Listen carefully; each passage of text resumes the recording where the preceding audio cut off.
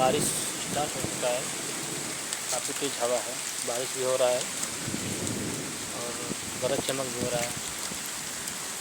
देख सकते हैं आप लोग पेड़ पौधे जो कितने हिल रहे हैं, पूरा तेज चमक के साथ बारिश वगैरह हो रहा है। चारों तरफ पूरा धुंधला मौसम हो गया, देख सकते हैं आप लोग। हवा एकदम बहुत तेज़ काफ़ी हवा है, पूरा हवा है।